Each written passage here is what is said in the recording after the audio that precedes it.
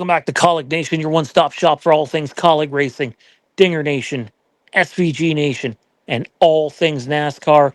I'm Sean. Thank you for joining us this evening. It's the weekend. It is here. Racing is actually underway right now at Richmond. Exciting times are here. What a wonderful practice and qualifying session it was. We didn't intend to cover this in this video, but we will cover it now. AJ Allmendinger qualifies P3 at Richmond. If you know how Kaulig's performed at this track over the last several years, that is bloody wild, just crazy. Ty Dillon P16. Ty Dillon was P3 on 15 and 20 lap averages, which is wild. SVG qualifies 27th. And like I said, things are underway at Richmond. Our multiple choice question from for this video rather is, do you think SVG will advance in the round of 16? A simple yes or no. And if he does, once we get to the round of 12, we'll ask you the same question. There's only one more race before the playoffs begin after this weekend, and that is at Daytona. All right. What are we talking about this video? We are talking more about the Kaulig and Ram stuff as more has come out as of today. There's some very wild Trackhouse stuff out there that we're going to cover today, and NASCAR 25.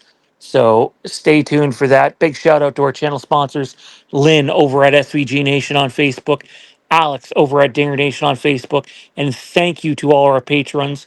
We just put out 2 new Patreon videos, one being episode 3 of the Kaulig and Trackhouse Nation podcast. It is 81, almost 82 minutes long, and the other one being a 27-minute video on what SVG has to do to advance past the round of 16. A little preview of that is I went into that video thinking SVG had like a 30-point gap on 13th place. He only has 16 points on 13th place, and that could become less in the next 2 races. I don't know how that is, but that's what it is. Let's dive into this here. Let's start off with the Kaulig and Ram stuff. We've been covering that extensively. I believe we were the second people to get to this story. We've been covering it for 5 weeks now. And Adam Stern, first of all, not just Adam Stern, but Adam Stern, Breakhard, Eric Estep, Daily Downforce, and multiple others have started covering the story as of today. But Adam Stern had some new interesting twists to this story, as did Eric Estep, and we're going to get to both of them right now.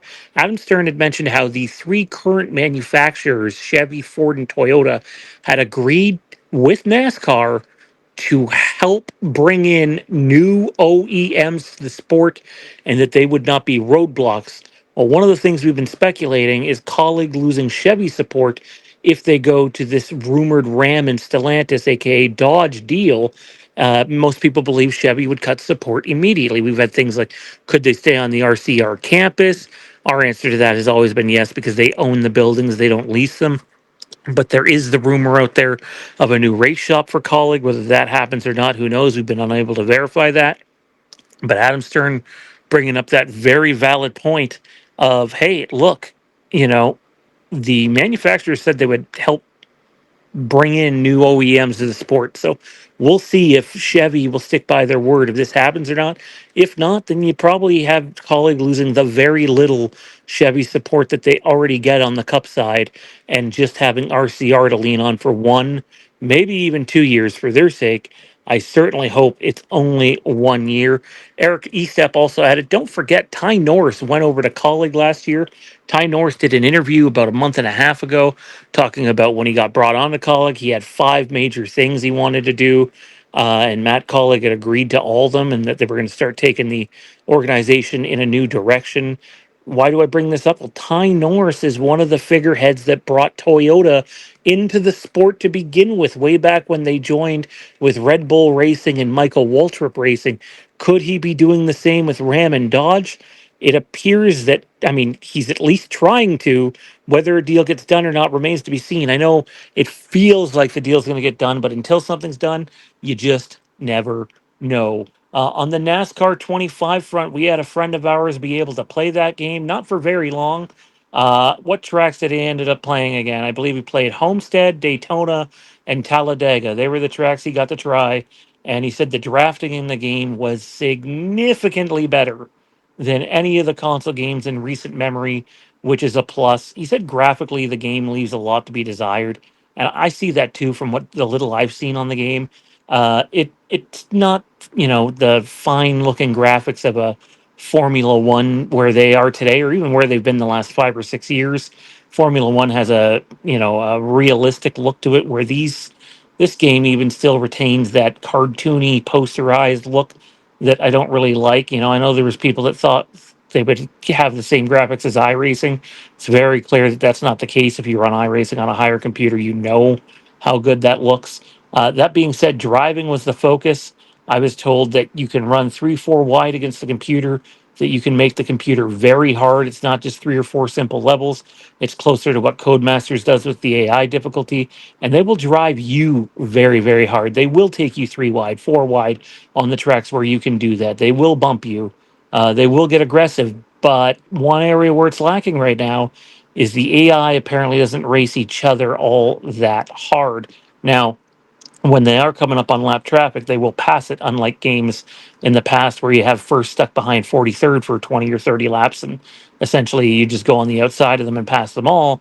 But the inability to get the AI racing each other hard is a little disheartening, because F1 has been able to do that for over half a decade.